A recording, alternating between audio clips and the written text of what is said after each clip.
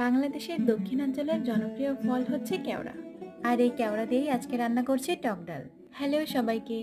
দক্ষিণ অঞ্চলের মেয়ে হয়েও এই কেওড়াটা কখনো রান্না করা হয়নি, তাই বান্ধবীর কাছ থেকে শিখে রান্না করে ফেললাম এই কেওড়ার টক। কেওড়াগুলোকে ভালো করে ধুয়ে লবণ হলুদ দিয়ে সেদ্ধ করে নিচ্ছি। এবার আমি কড়াই দিয়ে দিচ্ছি 1 মুঠ ডাল, ঝাল আর পেঁয়াজ। সেদ্ধ হতে থাক, আর এদিকে আমি চিংড়ি মাছের খোসা ছাড়িয়ে নিচ্ছি। কেওড়া টকে চিংড়ি মাছ দিলে এর স্বাদ আরো দ্বিগুণ বাড়ে। এখন আমি এই চিংড়ি মাছটিকে থেতো করে নিচ্ছি। থেতো করা কমপ্লিট। এবার আমি সেদ্ধ করে রাখা কেওড়াগুলোকে কেওড়ার বিচি থেকে আলাদা করে নিচ্ছি। কেওড়াগুলিকে এমনভাবে সেদ্ধ করতে হবে যাতে করে এর বিচি না গলে যায়। কেওড়ার বিচি গলে গেলে এর থেকে কষ বের হয়ে স্বাদ নষ্ট করে দেয়। এখন আমি কেওড়ার খোসা থেকে চেপে চেপে টক বের করে নিচ্ছি এবং খোসাটাকে আলাদা করে রাখছি। এভাবে করে আমি সমস্ত খোসাকে আলাদা করে নিচ্ছি। এই যে কেওড়ার খোসা আর বিচিকে আমি আলাদা করে নিয়েছি।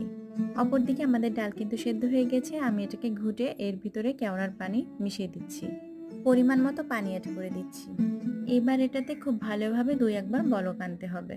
বলক উঠে আসলে আমি নামিয়ে নিচ্ছি। কড়াইয়ে পরিমাণ মতো তেল দিয়ে থেতো করে রাখা চিংড়ি মাছ, সরিষা আর রসুন দিয়ে দিচ্ছি। ফোড়নটা লাল লাল হয়ে আসলে আমি এর ভিতরে উঠিয়ে রাখা টক ডাল দিয়ে দিচ্ছি। এই তো, চিংড়ি দিয়ে কেওড়ার টক ডাল রেডি। প্রথমবার রান্না করেই একদম পারফেক্ট। কেমন লাগলো কমেন্ট করে জানাবেন। আল্লাহ হাফেজ।